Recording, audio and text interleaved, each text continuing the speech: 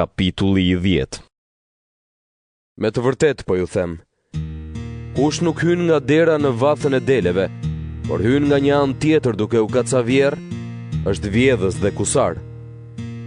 Kush hyn nga dera, ai është bariu i deleve. Rojtari i hap atij derën, dhe delet ja dëgjojnë zërin.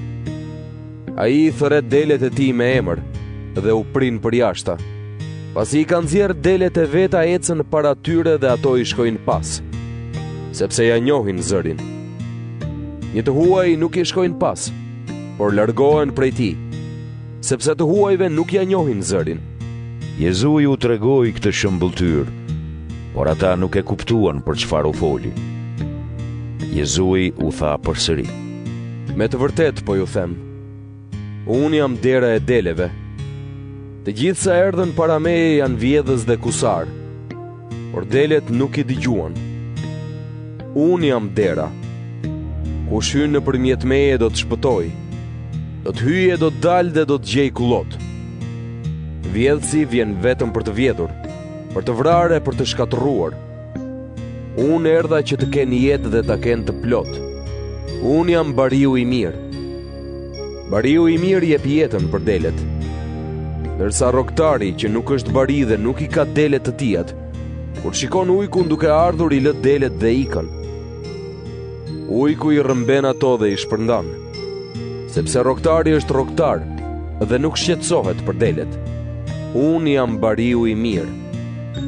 Unë i njoh delet e mia, dhe ato më njohin mua. Ashtu si Ati më njeh mua, edhe unë e njoh Atin dhe jap jetën për delet. Kam edhe delet të tjera që nuk janë prej kësaj vathe. Duhet t'i mbledh edhe ato.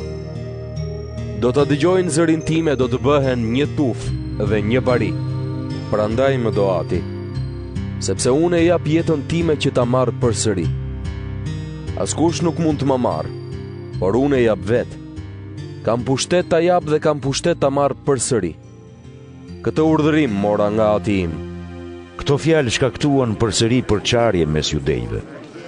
Shumë prej tyre thoshin: Ka djallin dhe është i marrë, përse dëgjoni? Ndërsa të tjerë thoshin: Këto fjalë nuk dalin nga një që ka djallin. A mundet djalli të hap sytë të verbërve? Në Jerusalem po kremtohej festa e kushtimit.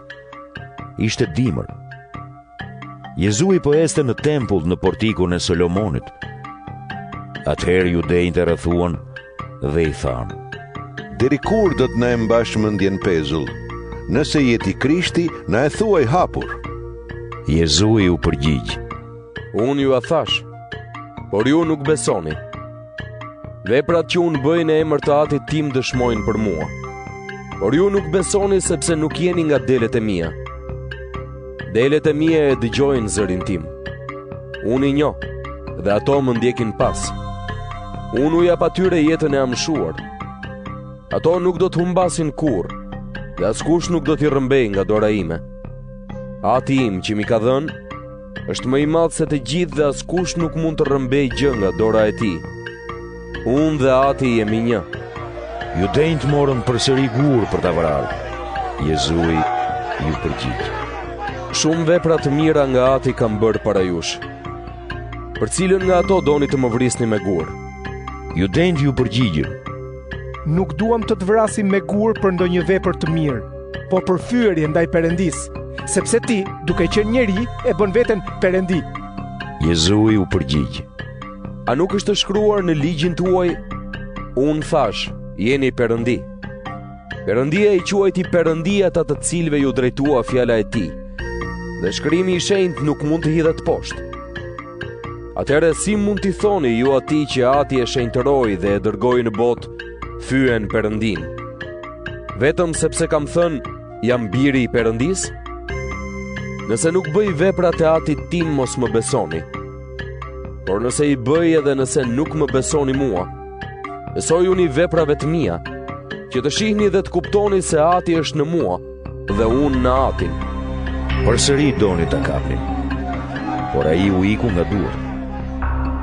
Jezui shkoi sërish në bregun tjetër të Jordanit, në vendin ku më parë pagëzonte gjoni dhe qëndroi atje. Shumë njerëz shkuan tek ai dhe thoshin: Gjoni nuk bëri asnjë mrekulli, por gjithçka që tha për të është e vërtet. Dhe atje shumë njerëz besuan në të.